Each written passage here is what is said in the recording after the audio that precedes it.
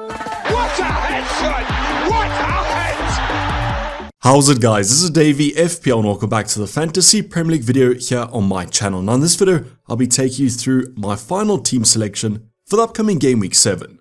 So the reason for this kind of special edition and update to the team selection is obviously I'm on the wildcard, and therefore I want to take you guys through some deadline pre-day discussions. So as always, get the most up-to-date team in the deadline stream coming up tomorrow about 1 hour before the deadline. But because the press conferences have just happened today, I wanted to go over some final talking points and thoughts. Now as always, if you guys want to get some more kind of talking points about your team, join my Discord server and reach out to me with any questions and I'll answer them. But if you guys want to see what my final wildcard team is shaping up to be, sit back, relax, and let's get straight into it. So the final wildcard team is coming along nicely. However, there are a few kind of choices that I'm making that are quite hard to decide. And there's a few kind of teams that I really like, but I've got 0.1 negative in the bank. So nothing worse than making the perfect draft, then scoping that money in the bank and it's negative.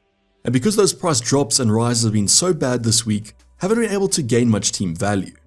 But don't worry, the team still looks pretty good with what I can afford and just afforded 0.0 in the bank. I've had a lot of questions this week about what to do if you can't afford the drafts that I post on screen, so I'll go through some alternatives that might come in a little bit cheaper so you guys can afford them. Now we are going to stick with the 3-5-2 formation, and therefore the tough choice between Havertz and Solanke is going to come down to the wire. Post in the comments you guys think I went for before I actually show you guys the team. So I'm going to start off on the bench and go through the team selection as always from defense all the way to attack, and go over each player and why I've selected them. So the bench is actually going to be pretty cheap, but I've upgraded my 4th defender. As you guys would have seen today, Mykolenko picking up a knock and might be out for 2 to 3 weeks. And even though the international break is upon us and therefore we might actually be back for Game Week 8 or Game Week 9, I don't want to risk it, and therefore I've upgraded Mykolenko to Davis. Now you guys can go for any 4.5 you want to. A fun defense also a popular option, but I don't really like these fixtures for the clean sheets. Do prefer the Spurs fixtures for the attacking department. So I was looking for kind of an attacking defender. Davis and Ait-Nouri were going to be top of my list. My only concern is that when Wolves play Man City, if Rico Lewis is benched, Ait-Nouri is my replacement. This way I can avoid that situation with Davis from Ipswich, and I've combined him with his colleague Greaves at 4.0 million. Now Chiwomi is going to be a 4.5 that I don't really want to triple up on. If you guys don't know, your kind of 4.5 forward should be from a team that you don't want to triple up on. Saying this though, I might go for the United 4.5. So at 4.5, not much to talk about, they're never going to feature, but at least we have some defensive coverage with the 2 Ipswich defenders. So that's probably the first department. If you guys can't afford this team, you can downgrade Davis. Ait-Nouri comes in at 4.4. A little bit unfortunate that Mykolenko is injured as he comes in at 4.3, and I don't really want to downgrade this slot to a 4.0 as none of them are reliable for points. Now the one thing I just want to add about the 4.0 keeper, and I might as well talk about my 4.5 Flecken between the sticks. I've gone for both the backup and the starter from Brentford, but I might swap the 4.0 for another club as Carvalho comes in so cheap he might be an asset in the future. So because I own Mbeumo in my midfield department, might not want to go for the triple up right now, but it's quite nice having the starter and backup at 8.5 million. Now obviously I wish I could stretch to someone like Araya, I think he's the best asset, but quite a big price difference between him and Flecken, so I'm just going to go for the cheap goalkeeper. Now you guys can also downgrade this to a 4.4. A Muric from Ipswich for example comes in at a cheaper price. I just prefer the Brentford asset at the moment. Now we have splashed the cash though in our back 3, starting off with Gabriel against Southampton. Just have to have some Arsenal coverage for this fixture. So Gabriel offers that defensive threat plus that attacking threat off those set pieces, a no-brainer in my opinion. Then I've also gone for Man City's Guardiola, also a very good asset. Even though he's quite expensive, he usually impresses when I see him play. I've already spoken about that kind of Man City sea of green that just looks so good in fact I've doubled up with Lewis in the defensive department. So Lewis, when he does play, almost out of position in that midfielder slot, but I am expecting some benchings here and there. That's why it's so important that you guys have a reliable backup defender, and that's where Davis comes in. So I'm perfectly fine doubling up on this Man City kind of defense for this run. Fingers crossed both these players do feature though. Now obviously in a perfect world, we'd go for kind of double Arsenal, double Man City, but I can't afford Raya and therefore 4.5 Flecken is going to have to come in clutch. We do have another Arsenal asset though, and that's Saka, my personal favourite kind of premium midfielder. You have to have him for that Southampton at home game. Now there might be some concerns here because as you guys know, Arteta, a master of the dark arts, could he maybe sub Saka off with an injury so that he doesn't have to go on international break? We have seen it before with this club. So fingers crossed that doesn't happen and Saka makes it through the majority of the game, as big things could come against Southampton at home. Hopefully big things as well from this big price tag of Cole Palmer. Forest at home's a pretty good game though. Now we did go over this in the Ultimate Guide that the Forest defensive numbers have increased, but I back Cole Palmer and Chelsea to at least score in this fixture.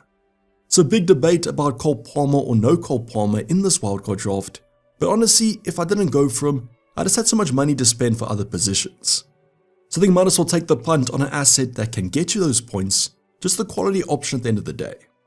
Same with Mbumo, a no-brainer in my opinion. I brought him in on free transfers. I'm going to definitely pick him on the wild card, and Brentford has some good fixtures coming up. Kind of a no-brainer though, so not going to go into too much depth on him. Would recommend selecting him though if you guys don't have him. Same goes with Rodgers. Aston Villa in a great moment. Just came off that Bayern win against the United side that can't defend. I've seen some people benching him, but I probably would suggest playing him. Out of the Emery press conference, we had some news of some potential injuries to a Leon Bailey as well as Ramsey, so I'm pretty sure Rodgers plays this fixture. Now the last midfielder slot has had some changes. I've been going back and forth on this selection, but I've landed on Kulusevski. Now yes, I would actually prefer Johnson, but I can't afford him. I was 0.1 off affording that team. So I've dropped the 0.2 to Kulusevski as he was affordable, and as you guys would have seen on the stats, not much between them. If you guys do have some value in the bank though, I would definitely upgrade Kulusevski to Johnson. Just seems more attacking and in better form. I guess Kulusevski does offer that slight increased expected minutes, but that doesn't matter if Johnson's going to be scoring the goals when he's playing. So yes, it's with a heavy heart that I do say bye to Johnson. I might find a way to include him on the final team. You guys can post in the comments down below if you guys can recommend a player to downgrade. We saw those Spurs numbers though, the best team at the moment in terms of action on penalty, and Kulusevski seems to be playing pretty good football. So I'm pretty happy with this kind of midfield department. It does look pretty stacked. Would prefer Johnson over Kulusevski, but it might be a 50-50 between them. Definitely not a 50-50 though, with Erling Haaland up front, currently on the captain, but I'm tempted quite a lot by Saka. I guess this is Haaland at home though against a team that he should be scoring against, and his projected goals this week are simply outstanding. So it would take quite a lot of courage to bank against Haaland at home, and Pep confirmed that he is fit to play this game week. So might be a little bit scared of the effective ownership, but I'm going to be going for Erling Haaland. Comment down below if you guys are going different on the captaincy though. Now the last player, I would have preferred probably a Havertz for a 1 week punt, but I've gone for Dom Solanke more for the medium term. I've just mentioned the Spurs fixtures are looking pretty good. I would probably make this move if I went for Havertz next week or the following week, so might as well not bank the transfer and go for Solanke against Brighton away. Some defensive injuries, Van Hecke out, but Veltman is back, but I still expect Brighton to be quite open here. So let's hope that Kulusevski and Dom Solanke can come in clutch, as I am worried about not owning Havertz or someone like a Trossard or Martinelli. Let's see if they can keep up those good kind of attacking numbers, and Brighton have been conceding a few over the past couple of game weeks. But Dom Solanke does wrap up our kind of team selection for the final wildcard. There are a few variations though I was looking at. The first one is actually going for McNeil versus Kulusevski. Yes, he comes in cheaper, but might have more avenue for points, and those Everton fixtures are looking mighty good. I'm pretty set on going for Dom Solanke over someone like a Havertz, as that would be banking in a transfer, so the debate kind of comes down to Kulusevski or McNeil.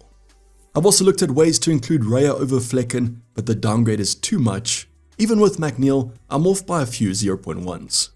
But if you guys can recommend a move that will improve this wildcard, or other suggestions, comment them down below on my Discord server.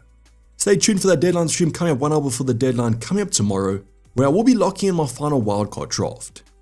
Early team news will hopefully be coming about the Liverpool game, but as you guys can see, no Liverpool assets in my squad at the moment. If I don't see you for the deadline stream, good luck. Hopefully Game Week 7 is an absolute banger, and I'll check you guys after the international break. This is basically a wrap for the video guys. Hope you guys did enjoy it. Please like, video, and subscribe if you have subscribed yet. Hopefully I'll see you guys in the deadline stream coming up tomorrow. Make sure the notifications are turned on. But for the time being, I'm signing off. It's been Dayvy FPL, and I'm out. Cheers, bye.